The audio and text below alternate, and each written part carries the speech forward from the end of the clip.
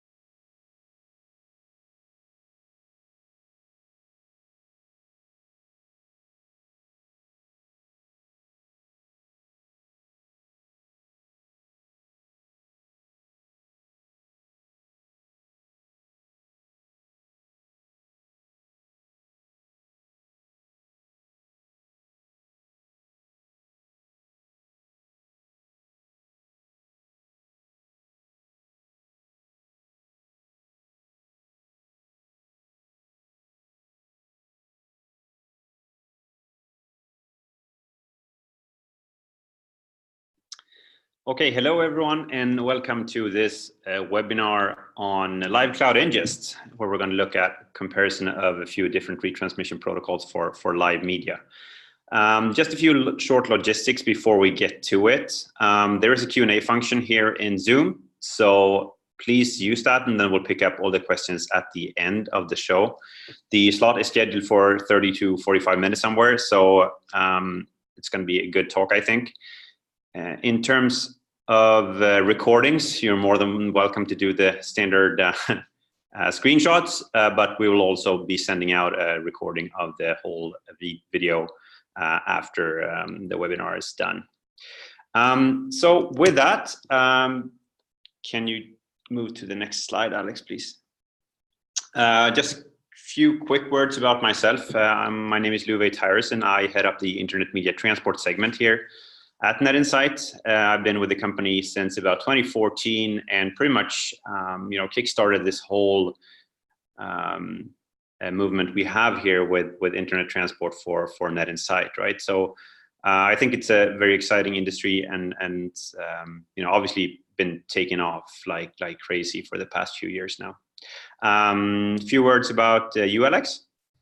Yeah, so my name is Alexander Sandström, and I'm heading up product marketing for our media network side of the business. And just like Luve, I've been with the company for some 5 years or so now, and the topic of internet media transport is close to heart for me. And I also find both, like everything we're going to talk about today and all the movements that are happening, it's a very exciting part of the industry, and we've seen a lot of things happening over the 5 years. Both me and Luve have been with the company when it comes to the trust in professional media over the internet, but we also see lots of things happening going forward. So it's a really exciting field to work with.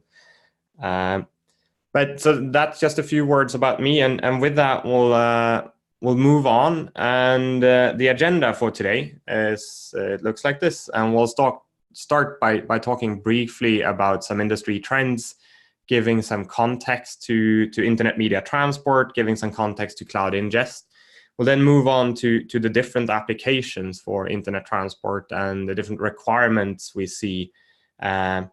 And as kind of we pointed out already in the invite and with the subtitle of the webinar, one of the key things we'll be doing when we look at industry trends and the applications and requirements is the different alternative technologies and protocols on the market to kind of solve these. We'll then move on to look at performance of these different alternative protocols and technologies. And we have been doing benchmark tests, so we'll be sharing some of those results with you and kind of discuss the different pros and cons of the solutions that are on the market, and also elaborate a bit on why performance looks like it does in different cases. And then we'll wrap up with a bit of a summary. So that's the agenda for today. But starting off then with a bit about industry trends. We see two main things that we want to highlight here. First of all, as I kind of already pointed out, internet media transport is a really exciting space, and the trust that we and other companies on the market have managed to build around professional media over the internet over the past couple of years is very exciting and interesting. And one of the results of that is that we see that the market is growing exponentially, really. So we have, of course, we do our own market estimates, we see our own sales figures, but we also see the entire market with numbers from people like IABM, who kind of, it's pretty clear that this is a market that's growing quickly and that will continue to growing for quite some time. And there's, of course, a number of reasons for that. First of all, we have the technology maturing, we have the trust that's been built in the industry. People see that it's actually working. And with that, we see that there's many new use cases emerging. So kind of if we look back a couple of years, internet transport has often been used as either a backup service to satellite or in some cases replacing satellite. But we now see that kind of picking up. Like we both see that the rate at which satellite and other transport means are being replaced is increasing and picking up.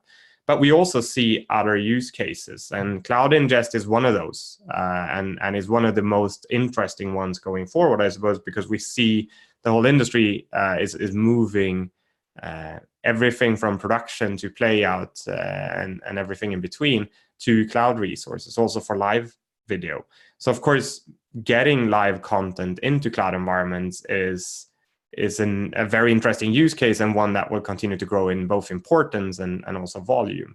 But we also see that internet media transport is starting to be used for tier one type of services, where historically people have only trusted fiber, or then when fiber wasn't available, they've trusted satellite because they had to, but fiber has really been the solution of choice. But we're now seeing that also for some of those use cases, and we'll get to what those are in a bit, but also for some of those, we see that people are now starting to trust the internet more and more. So all of those things together, the new use cases, the growth in existing use cases, and the increased trust means that this market is really growing quickly and will continue to do so for quite some time.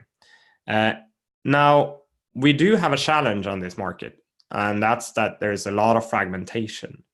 So over the years in which internet, the professional media over internet business has been kind of evolving and growing, we have had multiple players going on into the market, vendors going into the market with different solutions, and everybody has had their own proprietary technology to kind of solve the problem. And like any other business, that's been a pretty natural path for people to take, because there were no standards and there were no kind of open solutions that everybody started using. So instead, everybody innovated on their side. And typically what happens when you do that is that you can innovate fast. And when you have kind of constrained number of players that you need to interact with and interwork with, so you can do your own thing. And that's one of the reasons why internet media transport has been growing as fast as it has. But it has resulted in fragmentation, where pretty much every vendor in the space has their own implementation, and with either no or very limited interoperabilities.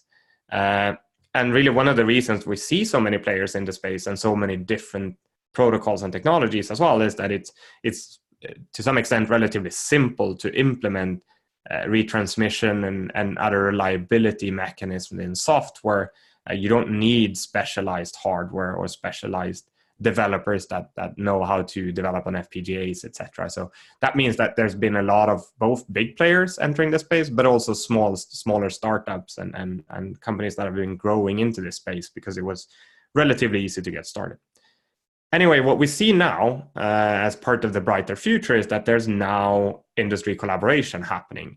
While we have this situation on the market with lots of different technologies, we have two big initiatives that bring the industry together. We have the SRT with the SRT Alliance, and we'll talk more about that, but we have in that we have an open source retransmission solution for internet transport, and we also have RIST developed within the VSF with the RIST forum formed around RIST as well. And with RIST, we have the first specification released end of last year, and there's another one coming up just now. And there's also open source implementations of that. So we have those two major industry initiatives, which we kind of foster collaboration. And we see with that the fragmentation we will see a market without that fragmentation going forward. So within this webinar, as promised, we'll look at these two initiatives, both from the initiatives themselves perspective, which is what we do here, but also from a technical perspective and from a comparative perspective in a bit. So just looking at the industry initiatives, SRT and RIST to begin with. First, with SRT, that was a technology, a protocol, or a tech stack created by Haivision back in 2013, demonstrated at IBC 2013, and it's been open source for the past 2 years. As I already mentioned, we have the SRT Alliance as kind of a backer or a collaborative initiative that kind of works with SRT and supports SRT, and it has more than 200 members now. More than 50 of those claim to have products implementing SRT. And we have SRT deployed at hundreds, if not close to 1,000 customers at this point. So with the protocol having been around for some 6 years now, open source for 2 years, it's been getting a lot of traction, both the protocol as such and the tech stack, but also the whole initiative, right? And as I already pointed out, SRT is available as open source, and that's available as a separate open source project. Formed and then driven by Haivision, but it's also pre-integrated in many popular open source tools like VLC. It's available within the GStreamer framework, etc. So that's kind of high level on SRT, and worth mentioning here when we talk about Cloud Ingest, because two of the big cloud players, of course, are Microsoft with Azure and AWS. And if we look at Microsoft Azure, they've been a big proponent of SRT and a big backer. They've been very vocal about it. They've been doing a lot of marketing around SRT, especially together with Haivision. So we see Microsoft is kind of, as of today at least, sitting quite heavily within the SRT camp and kind of working closely with SRT and closely with Haivision to bring that to market. Going on to RIST then. So RIST, as I pointed out, it's a bit different. RIST is created through industry collaboration within the VSF. And the first recommendations were released back in 2018. And the first open source versions have been made available this year. So in terms of history, and RIST has only been around for less than a year, and the open source versions for 6 months or so. So it's obviously less mature. But we also see, coming back then to the Cloud Ingest and Microsoft versus AWS discussion, AWS is part of the RIST forum, which is backing RIST, and AWS is also have publicly announced that they are implementing RIST support. So they are kind of sitting in the RIST camp, so to speak here. Not speaking for those companies saying that's going to be the case over time, but that's kind of where they sit today. So RIST is backed by the RIST forum. It's got some 35 plus members now. With 10 or so having RIST-ready products on the market today. The first technical recommendation, as I said, was released second half of last year. And the next one, the main profile of RIST, is coming up just now. There's a draft available. And just like SRT, it's available and it pre-integrated with many popular tools. But a big difference here is that the different open source versions of RIST are actually different source codes. So if you look at VLC or GStream or UPipe, those are all different implementations of RIST, but they're interoperable and follow the recommendations. So with that, we'll move to the next slide, where we'll look a bit closer at SRT, and then we'll do the same with RIST. And the reason we're spending a bit of time on this is that the background and how these initiatives were formed and created and who they're supported by actually tells you quite a bit about where they are headed as well, or at least we believe so. So if we look at SRT, that was, as pointed out, created by Haivision. They were one of the companies that got a technical Emmy award within the internet media transport space for the work with SRT. SRT, as pointed out, is supported by 200 plus companies through the SRT Alliance. We're just highlighting a couple of examples here to give you an idea what type of companies stand behind it. So we got a bunch of companies within the broadcasting space. We got ourselves, Appear TV, Atem, Aviwest, and lots of others who you would kind of categorize as classical vendors in the broadcasting space.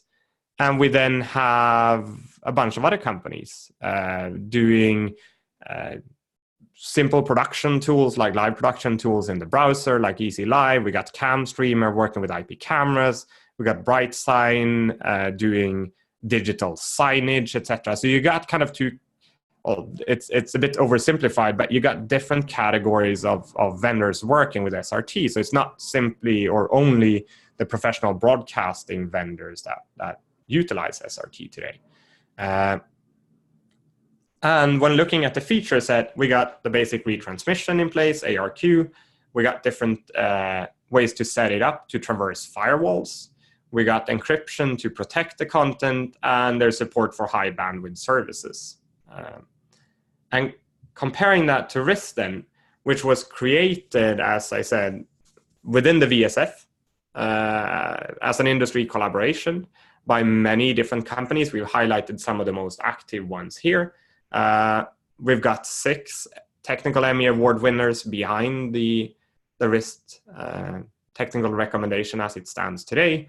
So it was off to a very different start compared to SRT.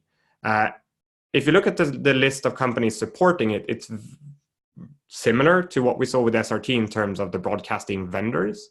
But we also see some players that are not on the SRT list. And another important thing to highlight here is that when you look at the backers and the developers of RIST, it is very much professional broadcast vendors that stand behind and work with this initiative. We don't see, at least not yet, we don't see digital signage or some prosumer live production tools, etc., in the list of players supporting this today.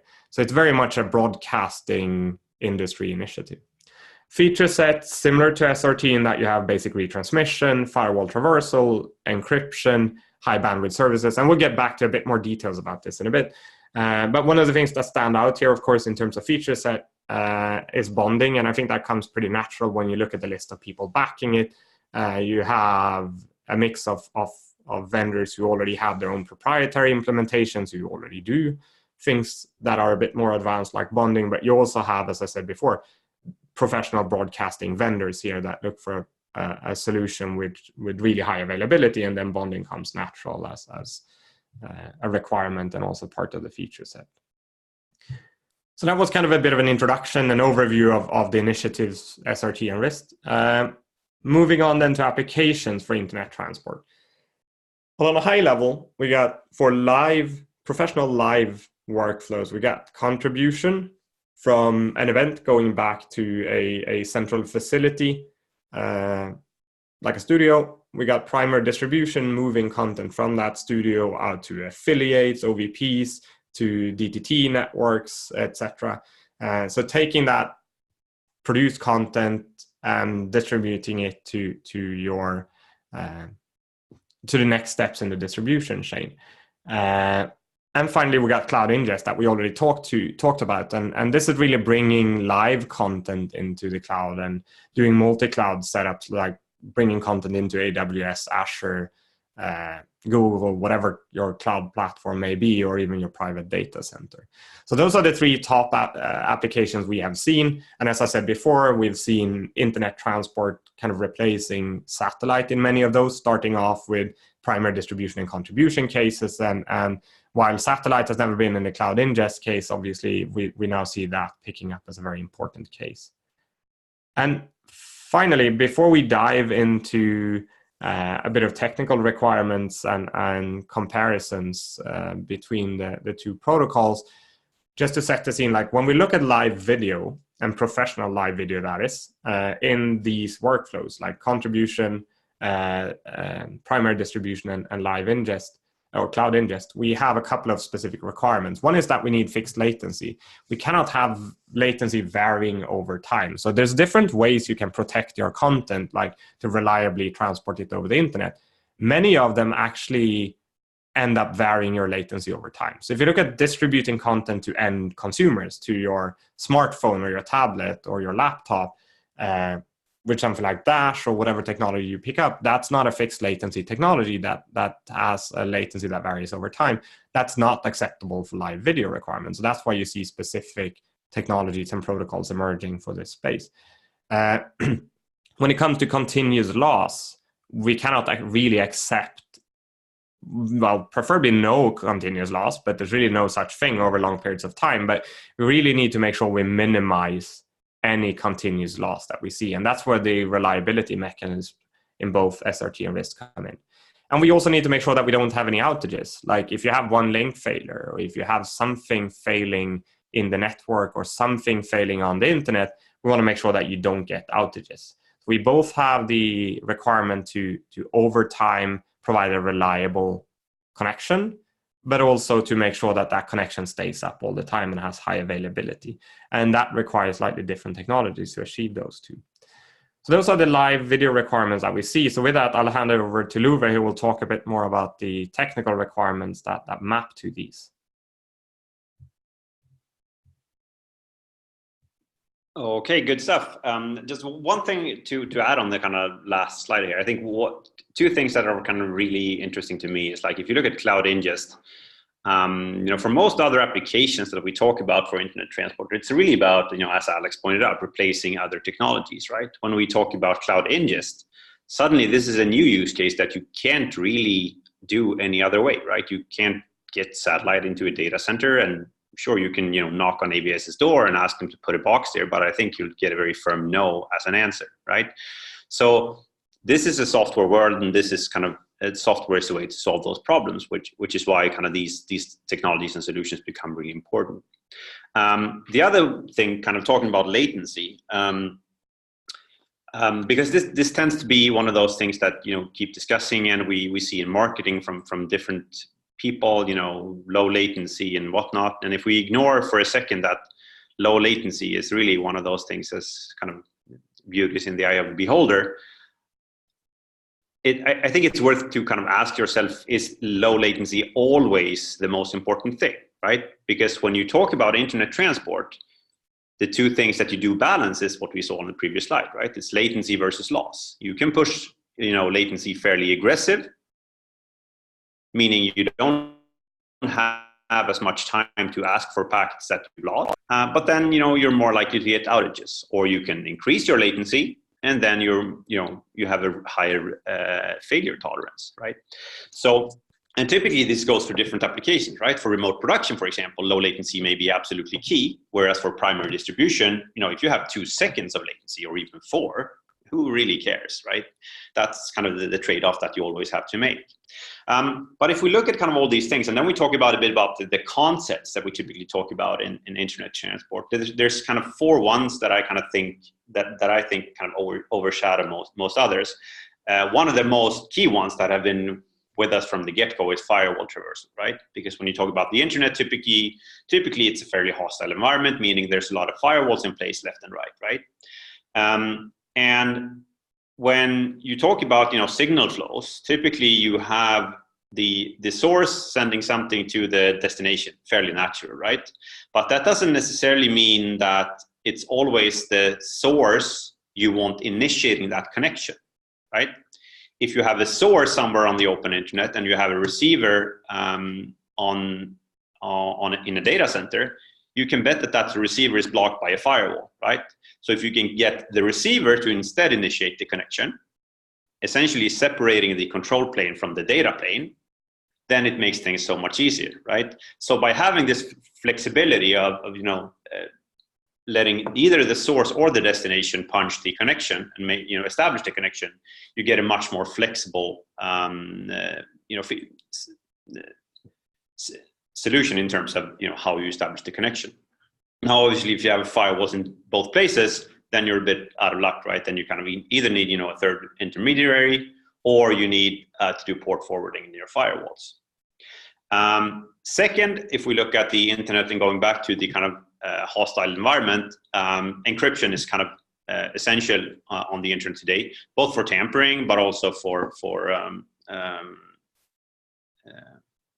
mostly for tampering and authentication. So that's kind of also a basic feature set of internet transport. Path reliability is really the fundament of what we're talking about here. ARQ is typically what we talk about in these scenarios. It's easy to forget FEC, who is kind of how we used to handle protection mechanisms. If you look at managed media networks, for example, FEC was pretty much always what you use to kind of protect services, and that's part of a lot of SMPTE standards as well. SMPTE 2022-1 being the most prominent one, I think. If you look at service reliability, and I think this is perhaps the one that is kind of most interesting really for in context of what's happening now. And back to Alex's point about how internet transport now, or the technology supporting internet transport, is really starting to climb the value chain. It's certainly past the experimental phase. The tier 2, tier 3 market is certainly done and dusted by now, and it's starting to creep up there in the tier 1 services for premium content like Premier League or whatnot, right? Those kind of applications. Certainly not necessarily as the primary service today, but over time I think we'll get there as well, right? But with these kind of when you get to kind of these scenarios and these solutions where it's really not so much about cost, it's about reliability, then all these different protection mechanisms really come into play, like active-active, doing bonding solutions, having multiple hardwares to fail over between, and so on and so forth. If you can switch to the next slide, Alex. So if we take a bit of a look at the theoretical side of things, and we look at SRT and we look at RIST main profile here, the reason we're looking at main profile is, as Alex pointed out, it should be due out pretty soon. And we look at firewall traversal. I think you'll see essentially here that this is a fairly common picture or similar picture for both these protocols now. Firewall traversal, certainly solved for both sides. In terms of path reliability, SRT today supports ARQ, whereas with RIST you can do ARQ and SMPTE FEC, so 2022-1. I think that's one of the really interesting things with RIST overall, is that it's not reinventing the wheel. It's really using a number of different existing standards and kind of using those together. In terms of encryption, SRT is using AES 128.256 with some sort of PSK concept, and with RIST we are certainly supporting the same kind of encryption methods, but also DTLS and pre-shared keys, giving you abilities to kind of use certificates and other things for key management. In terms of service reliability, there is no, and then I'm talking about path protection and those things here. There's really nothing in SRT in itself. There are rumors of a 2022-7 mode being planned, but it's not something we've seen yet. In terms of RIST, bonding is supported in the simple profile, meaning obviously that it's included in the main profile as well. If you look at the kind of fundamentals of what they were designed for, if you look at SRT, it has modes for video, MPEG-TS streaming. It has modes for file transfer. RIST is fairly similar in terms of we specify in the payload exactly what is transported in it, right? So in terms of what we're talking about here, video is certainly that thing. I think what's kind of interesting with RIST here is that there is kind of a separation of what is the tunnel and what is the videos. So you can essentially transport other things in that same tunnel that you use for services, meaning you can keep things like tally, comms, and signaling together with the video in a bit of a different way. If you move on to the next slide, and then we'll get into a bit to the performance and benchmarks. So what we've done here is we've run a few different tests comparing SRT and RIST. The version of SRT we've run this on was 1.3.2. That was the one that was available just before summer. Since then, there's actually 1.3.3 and a 1.3.4 out, so they may have fixed a few of the hiccups that we've seen, but mostly it was fine. In terms of RIST, this was based on the simple profile as the kind of latest available version at that time. If you look at the actual setup, we have a sender, receiver, and an impairment tool, not rocket science by any means. We use that impairment tool to ingest a 27 millisecond round trip time and varying degrees of Poisson drops. So the measurement window that we run this on is we run every run for 8 minutes. We run every protocol 3 times for consistency. We configure the latency buffer in both protocols to be 200 milliseconds.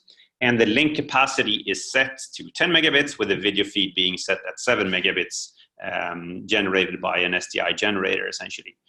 This means we have an overhead of about 30–40% for any retransmissions.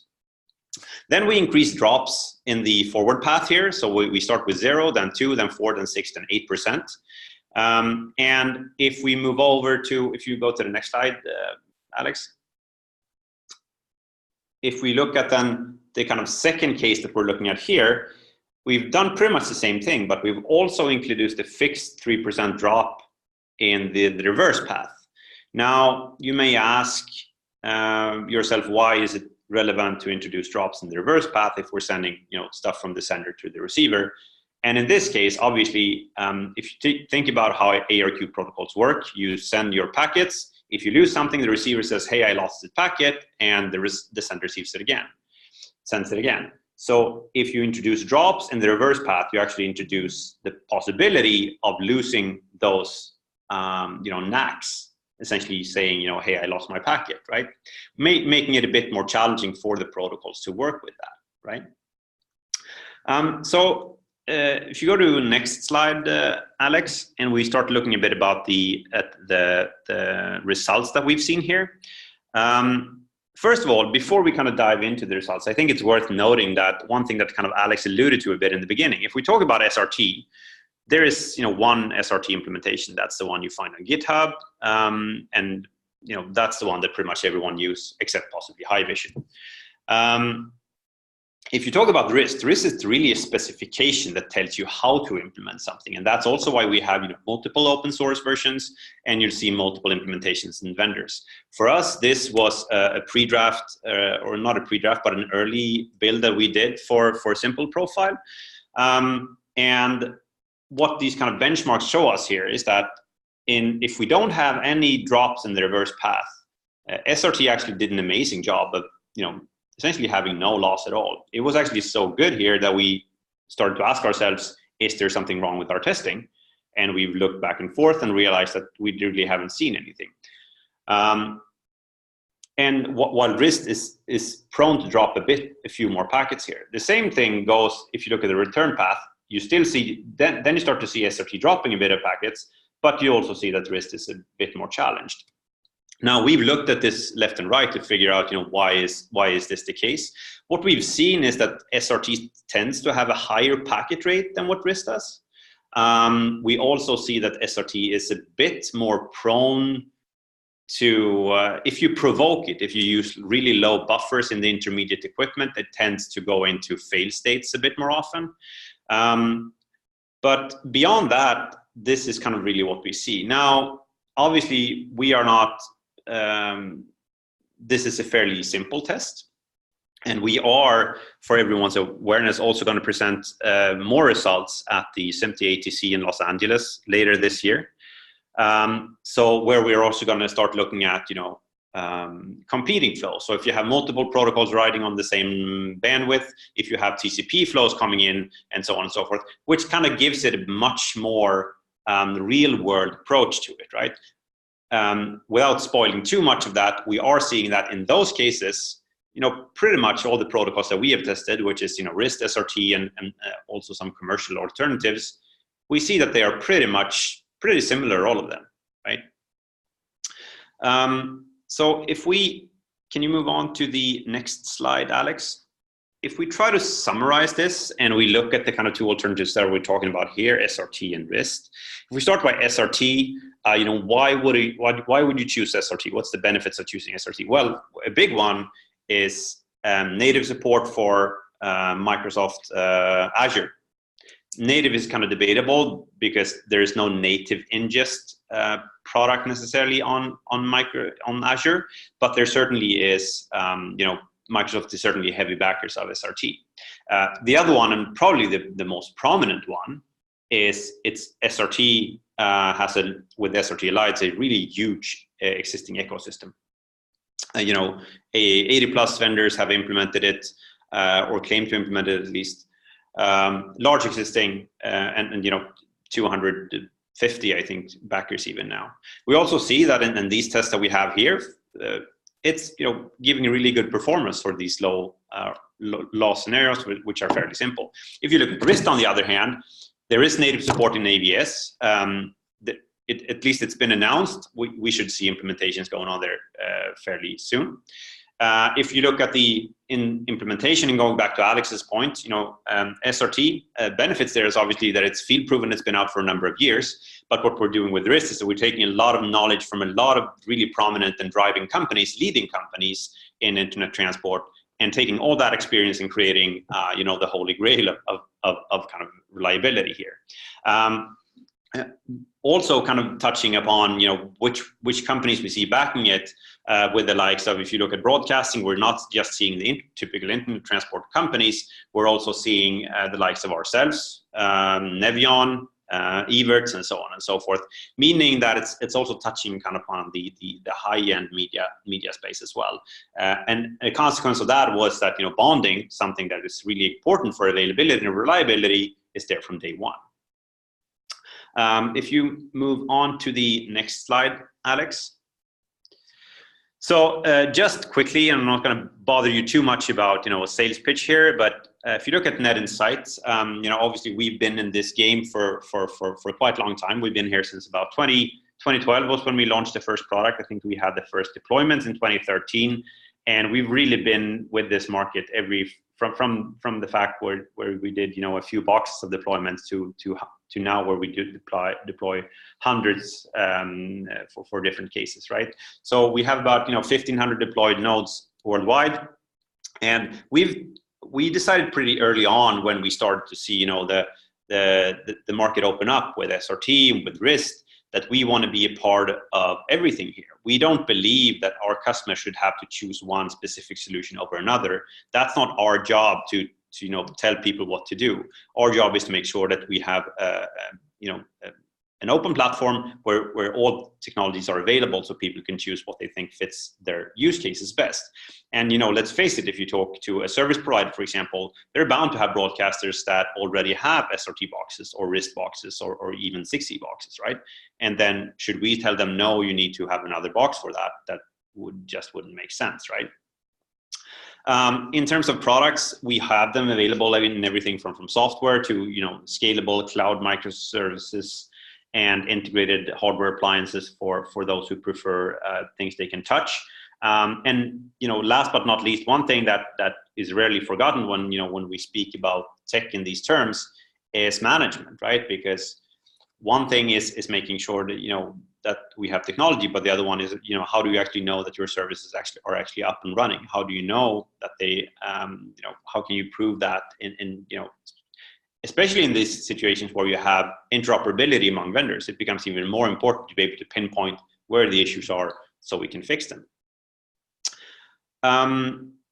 So with that, I think, as I said, we've been in this market for quite some time, and what I'm seeing is actually makes me quite happy, both that the market is really taking off, and you can skip to the next slide, Alex, but also the fact that we're really seeing that the market is changing from being very competitive to very collaborative, right? If you look at the RIST forum, for example, people are really helping each other out to kind of push this segment together, and not just push proprietary solutions which end up competing with each other.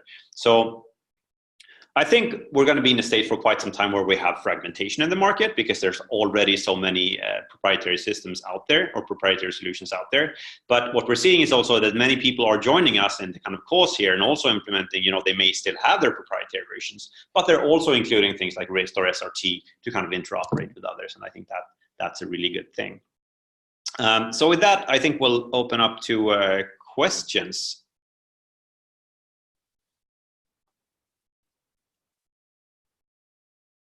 And in the chat here, how many ADI is the question? Don't forget to add Haivision to RIST. Yes, that is true. Haivision is also a supporter of RIST. They are a part of the RIST forum. We've expressed some use that SRT is a bit limited to point-to-point applications, and the PSK is a part of that, of course, and that's true as well. Yeah, and I think that might be worth mentioning, that one use case that RIST supports with PSK, as you pointed out, Luve, when it comes to encryption on RIST, you have both DTLS and PSK. And one of the advantages of PSK is, of course, that you can take the same piece of content and distribute that to multiple endpoints, because they share the same encryption key, right? Assuming you have distributed that key prior. And that's one of the things that you can do with RIST PSK, and one of the drivers, I guess, behind supporting PSK and RIST to begin with. I mean, DTLS is a more, I guess, complete solution, but PSK has its advantages as well. Good point there, Alex. There was another question from Adi as well. Did you use retransmission pacing as suggested by the RIST? I don't have the answer off the top of my head. Do you know, Alex? No, I don't. We'll have to get back on that one. Yeah. And then a final question there. With such high overhead, a RIST implementation should allow error-free up to 20-25% loss. Yes, so I think this relates to the fact that SRT has a 8% higher packet rate. And that is true, but we also see that the bandwidth is actually just 2% higher, right? So I think in terms of that should mean that the SRT sends smaller packets. I don't have the, I think we'll need to dig a bit more into those details. Another question. So I have a question from Marie. I have a question regarding the implementation rate of RIST. I see that the NetInsight VEA is already RIST compatible, but how about equipment from other members in the RIST forum? When do you think that they will have available product when an implemented version of RIST? I'm mainly thinking about 6E, since they have a big market share already in the internet contribution space. Alex, you want to take that? Yeah, I can add to that. So we're not going to talk, I guess, for other companies in terms of when they have commercially available products, etc., and when they support what features. But we have been doing interoperability tests with, like early on with the simple profile, and 6E has been in interoperability tests as well. So they have code doing RIST today. Again, commercial availability you'll have to ask them about, but they have code that's working today and is interoperating. And I mean, we have done that with others like Cobalt, Qvidium, VideoFlow, Evertz, etc., Nevion, as well as Luve pointed out. So there's a bunch of players who have working code. There's a bunch of players who have commercially available product with the simple profile, with the main profile, which is adding capabilities. Then we have now just successfully passed the first interoperability tests of that together with Qvidium. And we know that there's many of the other RIST forum members who also are working on the main profile and have parts of it already implemented and parts of it in the pipe. So I'd say in terms of the active players in VSF around RIST, everybody has implementations. Some might not be commercially available yet, but they're coming. And if you go to the RIST forum website, rist.tv, you can actually see a list of RIST ready products or products that do RIST. And you could also go to YouTube and look at interoperability tests from IBC and NAB, where you see what players have interop with each other. But typically, when it comes to RIST interoperability, there are big interop events at again IBC, NAB, VidTrans, but also online interop events, obviously. Good stuff. We've got a comment here from Maxime from Hivision, I believe, actually, who says that the SRT FEC is planned for the 1.4.0 release this September. So that's good news as well for all SRT users that will get FEC mode there as well. So I think with that, I think we're out of questions and out of time, frankly, to be honest as well. So it's been a really good session, really good questions, everyone, and really happy to be able to share all this stuff with you. So with that, thanks for listening in. And as we mentioned before, we'll send out a link to the recording within the next few days. Thank you.